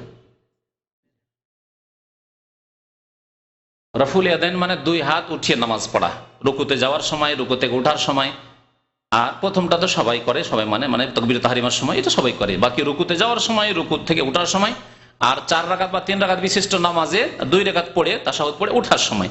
এই ক্ষেত্রগুলিতে সহি হাদিস রয়েছে, সহি বুখারীতে রয়েছে, মুসলিম বিভিন্ন হাদিস রয়েছে। এমন কোন হাদিসে গিয়ে আমার মনে হয় নাই যাতে রাফুল ইয়াদাইনের হাদিস নেই। আর রাফুল ইয়াদাইন হাত উঠিয়ে নামাজ পড়া সম্পর্কে অনেক আহনাফ ওলামারা বলেছেন যে এটি মানসুখ নয়, রহিত নয়, বরং এই হুকুম বাকি বহাল রয়েছে। তাদের মধ্যে আল্লামা আব্দুল হাই লাখনবী, আল্লামা সিন্দি, বহু ওলামায়ে কিরামরা যারা বলেছেন যে না রফেদান, শাহ ওলিউল্লাহ মুহাদ্দিস দেহলভী, তারা বলেছেন যে রফেদান আছে হাদিস, এবং রফেদানে নবী সাল্লাল্লাহু আলাইহি ওয়াসাল্লামের সারা জীবনের আমল। যদি একবার কখনো করে থাকেন সেই হাদিস আবার জয়ীফ রয়েছে, হয়তো সেটি সাব্যস্ত নয়, অথবা কখনো একবার করেননি, এটা হতে পারে। কিন্তু বেশিরভাগ সময়, প্রায় সময় নবী করিম সাল্লাল্লাহু আলাইহি ওয়াসাল্লাম রফেদান করে সারা জীবন নামাজ পড়েছেন। এটি হচ্ছে সুন্নত তরিকার নামাজ। এই ক্ষেত্রে রুকু থেকে উঠে হাত বাঁধা ইমাম আহমদের মত, যার উপর আমল রয়েছে এই দেশে। আর সেই ক্ষেত্রে যে দলিলগুলি তারা দিয়ে থাকে স্পষ্ট নয়, যার ফলে আমরা বলি না। যদি কারো ইচ্ছা হয় বাঁধতে পারে, আর যদি কারো ইচ্ছা হয় না বাঁধে, কোনো অসুবিধা নেই। এটি এমন কোনো বড় ফ্যাক্টর নয়, কারণ একবারে সাব্যস্ত কোনো সুন্নত নয়। বেতন নামাজ 1 রাকাত না বেশি। বেতন নামাজ সর্বনিম্ন হচ্ছে 1 রাকাত, 3 রাকাত, 5 রাকাত, 7 রাকাত, 9 রাকাত। সুতরাং 1 রাকাতও পড়তে পারেন, তবে এই ক্ষেত্রে উত্তম হচ্ছে যে 2 রাকাত আপনি জোড়া পড়ে 1 রাকাত পড়েন। এটি যদি পড়েন ভালো কথা, আর না হলে যদি শুধু 1 রাকাত পড়েন তবুও কোনো অসুবিধা নেই। নবী সাল্লাল্লাহু আলাইহি ওয়াসাল্লাম বহু সময় আওতারাবে ওয়াইদা 1 রাকাত বেতর পড়েছেন। সুতরাং 1 রাকাতকে অস্বীকার করা এটি ঠিক নাই। মহিলা পুরুষের নামাজের মাঝে কোনো পার্থক্য নেই, এবং এই সম্পর্কে একটি বক্তব্য আছে, আশা করি ক্যাসেট পেয়ে যাবেন, সেটা বিস্তারিত আলোচনা আছে। তেমন কোনো পার্থক্য নেই।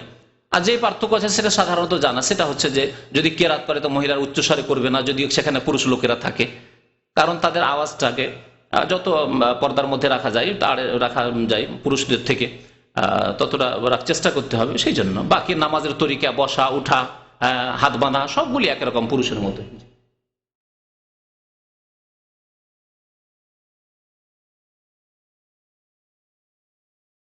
গরু বলছেন যে গরু একটি কিনেছিল কোরবানি করার জন্য, গরু মারা গেছে। যদি এই ক্ষেত্রে পয়সা থাকে, বলছে পয়সা নেই, পয়সা যদি থাকে তাহলে আবার কিনবে এবং কোরবানি করবে। আর যদি না থাকে তাহলে কোনো অসুবিধা নেই, মারা গেছে, তাদের ইখতিয়ারে নয়, শুধু আল্লাহ পাক রব্বুল আলামিন হয়তো তাদেরকে নেকি দিয়ে দিবেন। জি। জুমার দিন সপ্তাহের 1 দিন হচ্ছে নেকির দিন, সওয়াবের দিন এবং ফজিলতের দিন, বরকতের দিন। জুমার দিনে বেশ কিছু ইবাদত নবী সাল্লাল্লাহু আলাইহি ওয়াসাল্লাম বলেছেন, বিশেষ করে বেশি বেশি দুরূদ পড়া নবী সাল্লাল্লাহু আলাইহি ওয়াসাল্লামের উপর, যেমন হাদিসে রয়েছে। তার জুমার দিনে এমন একটি মুহূর্ত রয়েছে, সময় রয়েছে, অল্প সময়, সেই সময় দোয়া করলে যে কোনো দোয়া আল্লাহ কবুল করতে পারেন। যদি আপনি আল্লাহর কাছে দোয়া করতে পারেন, এটা আসর সময় হতে পারে, অথবা নামাজ যে ইমাম শুরু করেছে, খুতবা শুরু করেছে, খুতবা থেকে শুরু করে নামাজ শেষ হওয়া পর্যন্ত হতে পারে, যেমন একটি মত রয়েছে এই ক্ষেত্রে। তো এই দিনটি বড় ফজিলতের দিন। এই দিনে সূরা কাহফ তিলাওয়াত করা, এছাড়া সবচেয়ে বড় ইবাদত হচ্ছে এই দিনের জুমার নামাজ, এবং জুমার নামাজে বড় গ্যাদারিং, একসাথে একত্রিত হওয়া মুসলিম ভাইদের। হয়তো বিরাট এলাকা নিয়ে থাকছেন, সপ্তাহে কোনো সময় দেখা হওয়ার সুযোগ হয় না, আপনি নিজ ডিউটিতে, অন্যরা ডিউটিতে, বা নিজের কাজকর্ম নিয়ে, ব্যবসা নিয়ে ব্যস্ত, কারোর সাথে দেখা হয়নি, কিন্তু মসজিদে, জুমা মসজিদে গেলে মাশাআল্লাহ দেখা সাক্ষাৎ হয়ে যাচ্ছে। এই হিকমতের কারণে আল্লাহ পাক রব্বুল আলামিন সপ্তাহে একটি গ্যাদারিং এর ব্যবস্থা করেছেন, আর বছরে 2 বার গ্যাদারিং ব্যবস্থা করেন, যাতে করে গোটা শহরের লোকদের সাথে দেখা সাক্ষাৎ হয়ে যায়। আমরা যদি ওইভাবে যে আপনার বড় ঈদগাহ রয়েছে, সেখানে সবাই যদি দাম্মামবাসী, ঢাকাবাসী যদি ওই রকম 2-3টা ঈদগাহে যদি একত্রিত হয়, তো প্রায় লোকেদের একে অপরের সাথে দেখা হওয়ার সম্ভাবনা আছে। এইভাবে সারা বিশ্বের লোকদের জন্য, সারা বিশ্বের গ্যাদারিং এর জন্য আল্লাহ পাক আরাফার ময়দানের ব্যবস্থা করেছেন, যে আরাফাতে এসে দেখা সাক্ষাৎ। মুসলিমদের সমস্যা, চীনের ভাইদের কি সমস্যা রয়েছে, রাশিয়ার ভাইদের কি সমস্যা রয়েছে, আমেরিকা ইউরোপের ভাইদের কি সমস্যা রয়েছে, ভারতের ভাইদের কি সমস্যা রয়েছে, বাংলাদেশের মুসলমানদের কি সমস্যা রয়েছে ইত্যাদি, এই সম্পর্কে তাদের ওলামায়ে কেরামরা, তাদের নেতৃস্থানীয় ব্যক্তিরা, তাদের যারা নেতৃত্বে ক্ষমতা রয়েছে, তারা মত বিনিময় করবে এবং পরামর্শ করবে। এসব বিভিন্ন হেকমত রয়েছে, রহস্য রয়েছে আল্লাহ পাক রব্বুল আলামিন এসব ইবাদত বন্দেগীর ক্ষেত্রে। জি, জুমার দিনে নফল রোজা রাখা যাবে, তবে জুমার দিনকে লক্ষ্য করে নয়, যে জুমার দিন বলেই রাখবো এটি ফজিলতের দিন, এটি উত্তম দিন, সেই জন্য এটি জায়েজ নয়। কারণ একটি হাদিসে নিষেধ করা হয়েছে। তবে যেমন বলেছি, এরা ইঙ্গিত করেছে যে জুমার দিন আপনার ছুটির দিন, সেই দিনটি সুবিধা মনে করছেন, এই উদ্দেশ্যে রাখা যেতে পারে। যে ছুটির দিন ছাড়া অন্য দিন আমার রোজা রাখা কষ্টকর, তাহলে রাখতে পারেন। কিন্তু জুমার দিনকে ফজিলতের দিন মনে করে রাখবেন, তাহলে বিদআত হবে। নবী সাল্লাল্লাহু আলাইহি ওয়াসাল্লাম নিষেধ করেছেন। শনিবারও এইরকম রোজা রাখতে নিষেধ করেছেন, কারণ ইহুদিদের সপ্তাহে বড় দিন বা একটি তাদের উত্তম দিন হচ্ছে শনিবারের দিন, সেজন্য সেই দিনও নবী সাল্লাল্লাহু আলাইহি ওয়াসাল্লাম রোজা রাখতে বিশেষভাবে নিষেধ করেছেন। তবে তার সাথে শুক্রবার শনিবার রেখে নেন, অথবা শনিবারে আপনার সাপ্তাহিক ছুটি, সেই জন্য রোজা রাখছেন, অসুবিধা নেই, রাখা যেতে পারে। জি,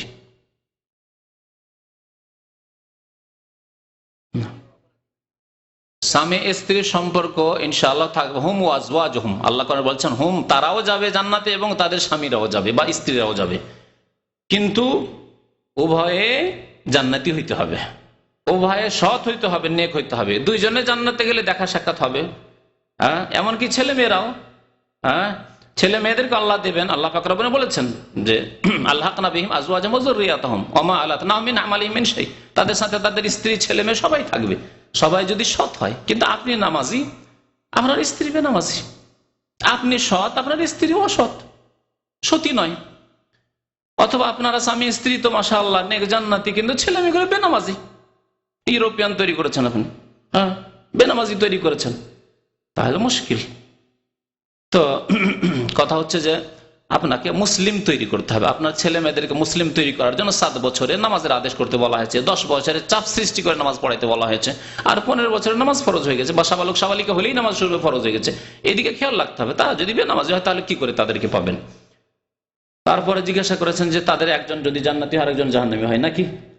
তো আল্লাহ পাক রব্বুল তাকে রাজি করে দেবেন। স্বামী যদি জান্নাতি হয়, স্ত্রী চলে গেছে জাহান্নামে, তাহলে আল্লাহ তাকে উত্তম তার প্রতিদান দেবেন, তার বদলা উত্তম, আরো উত্তম বদলা দেবেন। এর বিপরীত যদি স্বামী জাহান্নামে চলে যায় আর স্ত্রী যদি জান্নাতি হয়, তাহলে আল্লাহ তাকে তার চাইতে ভালো স্বামী দেবেন আল্লাহ পাক রব্বুল আলামিন। যেমন কিছু হাদিসে এসেছে, নবী করিম সাল্লাল্লাহু আলাইহি ওয়াসাল্লামের কাছে থাকবেন আসিয়া, মারিয়াম, এরকম ধরনের রিওয়ায়াত রয়েছে। তো এর দ্বারা বোঝা যায় যে যারা সৎ বান্দা, তাদের জাহান্নামীদের স্ত্রীগুলিকে ওই সৎ লোকদেরকে দেওয়া হবে। জাহান্নামী, কাফির, বেদিন হয়ে মারা গেছে, নাস্তিক হয়ে মারা গেছে, কিন্তু স্ত্রী দিনদার, নামাজি ছিল। হয়তো বহু লোক রয়েছে আমাদের সমাজে যারা পড়াশোনা করে সাহিত্যিক হয়ে সে বেদিন বিধর্মী হয়েছে, আল্লাহর প্রতি বিশ্বাস নেই, তাহলে চিরকালের সে কাফের। কিন্তু তার স্ত্রী নামাজি, তার বংশের লোকেরা নামাজি, সে স্ত্রী নামাজি, আল্লাহ অবশ্যই তাকে জান্নাত দেবে ইনশাআল্লাহ। এবং জান্নাতে তাকে আল্লাহ রাজি করে দেবে, প্রত্যেককে আল্লাহ জান্নাতে রাজি করে দিবে, কারো কোনো আশা আকাঙ্ক্ষা বাকি থাকবে না। ওই জাহান্নামী স্বামী মনেই পড়বে না তার। ওই রকমই যেই স্বামী জান্নাতে যাবে, তার স্ত্রী জাহান্নামে চলে যাবে, তার ওই স্ত্রী মনেই আসবে না, আল্লাহ এত রাজি করে দেবেন।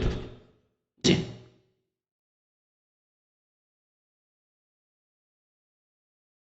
2-3 বার জানাজা এক জায়গায় রেখে যদি লোকজন ধীরে ধীরে আসতে আছে আর জানাজা পড়তে আছে, কোনো অসুবিধা নেই, সুবিধা নেই।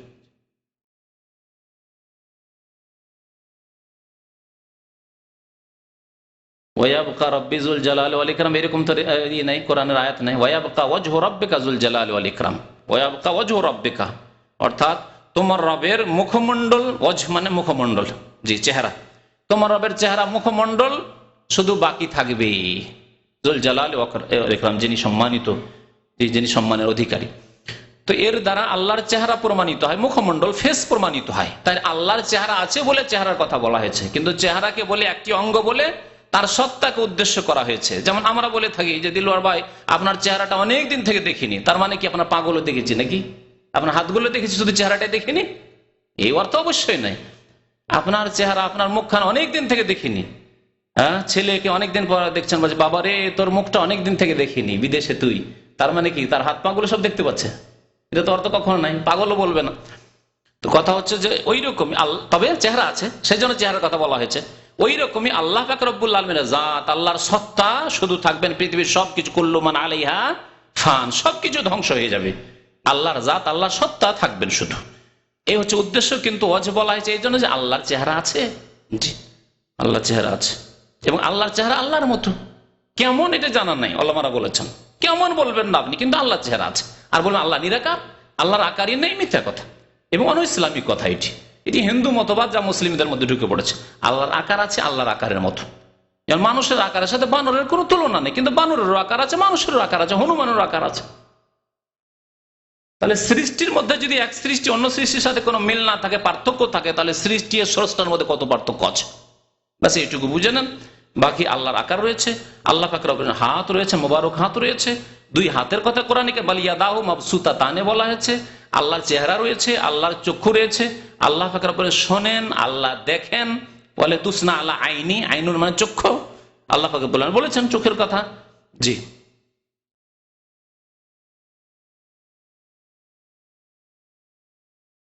না বিসমিল্লাহ বলে যে কোনো কাজ শুরু করবেন, বিসমিল্লাহ বলে যে কোনো কাজ শুরু করবেন, বিসমিল্লাহ বলে। তারপরে অন্য কোনো দোয়া যদি বিশেষ থাকে সেই দোয়া পড়বেন শেষে অথবা প্রথমে, সুবিধা নেই। কিন্তু আপনাকে যেমন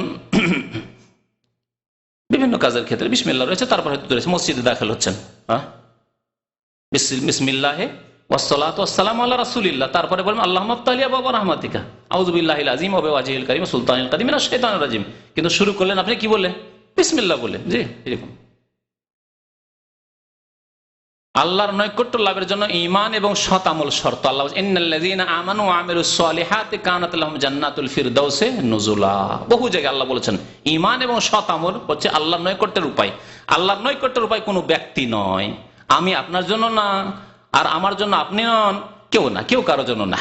এমনকি নবী করিম সাল্লাল্লাহু আলাইহি ওয়াসাল্লামও কোনো কাজে আসবেন না যদি আমার ঈমান আমল ঠিক না থাকে, আপনার ঈমান আমল ঠিক না থাকে। যদি কোনো ব্যক্তি হিসাবে কাজে আসতেন তাহলে তিনি যেমন আব্বাসের জন্য কাজে আসবেন, হামজার জন্য কাজে আসবেন, তেমনি আবু তালেবের জন্য কাজে আসতেন। কাজে আসবেন না, আবু তালেব জাহান্নামে যাবেন। হ্যাঁ, আবু লাহাব চাচা জাহান্নামে যাবে, দুই চাচা জান্নাতে, দুই চাচা জাহান্নামে। কেন? তাহলে ব্যক্তি কোনো কাজে আসবে না, কাজে আসবে আপনার ঈমান, বিশ্বাস, ইয়াকিন এবং আমল কর্ম। জি, আব্বাস রাদিয়াল্লাহু আনহুর আমল ঠিক ছিল, ঈমান নিয়ে এসেছিলেন। হামজা রাদিয়াল্লাহু আনহু ঈমান নিয়ে এসেছিলেন, সাইয়্যিদুশ শুহাদা হয়েছিলেন, তাই তারা জান্নাতে যাবেন। কিন্তু আবু লাহাব আপন চাচা, আবু তালেব চাচা, কোনো কাজে আসবে না, কোনো কাজে আসবে না। জি, ওয়া সাল্লাল্লাহু আলা নবিয়িনা মুহাম্মদ ওয়া আলা আলিহি ওয়া সাহবিহি আজমাইন।